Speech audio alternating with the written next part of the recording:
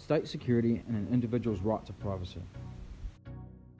The transformation of national security around the globe has been driven by processes of globalisation, digitisation and privatisation. In 2013, the world was shocked by revelations of the extent of electronic surveillance capabilities for gathering intelligence around the globe by the National Security Agency in America.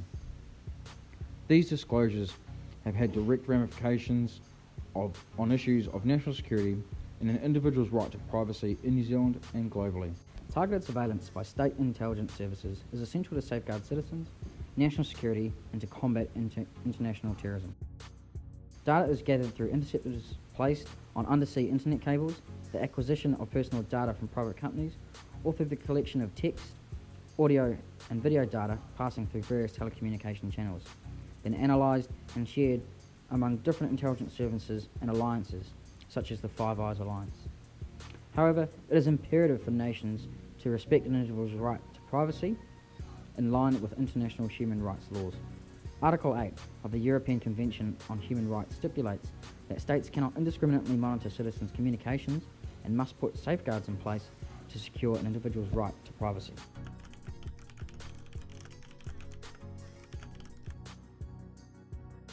In New Zealand, the Intelligence and Security Act of 2017 was enacted to defend a free, open and democratic society. This act provides the framework for government agencies to undertake appropriate functions, powers and duties when conducting searches and surveillance, when investigating and prosecuting offences, and when monitoring compliance with the law. But while the states have the duty to respect their citizens' privacy and protect personal data, these privacy laws vary by country and do not extend internationally. Transnational networking between intelligence services has blurred the boundaries of national security beyond the territorial scope of state laws. So, the potential field of suspicion is endless. For a suspected person with 100 friends at the first hop, the person in charge of surveillance at the NSA or one of its private subcontractors can, without a warrant, put under surveillance all 2,669,556 potential collections at the third hop. Although there is mounting evidence that the war on terrorism has become a pretext for the insidious broadening of government prying, a degree of risk should be accepted to ensure that individual liberties and rights are not impeded. Therefore, a balance must be struck to ensure individuals' rights are protected and any restrictions are carefully considered and proportionate to the crime.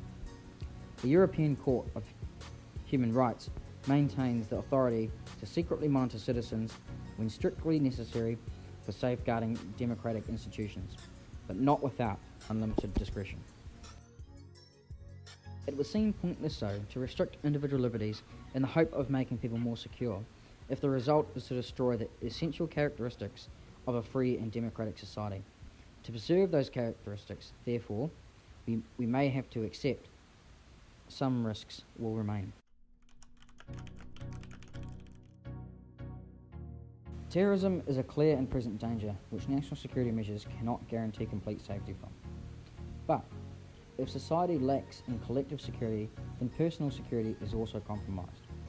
According to Moore, it does not seem unreasonable to believe we have a moral right to security that includes the right to life. Therefore, in times of conflict, state security outweighs an individual's right to privacy. The challenge is ensuring that the right to privacy is respected while fulfilling the duty every state has to protect its citizens.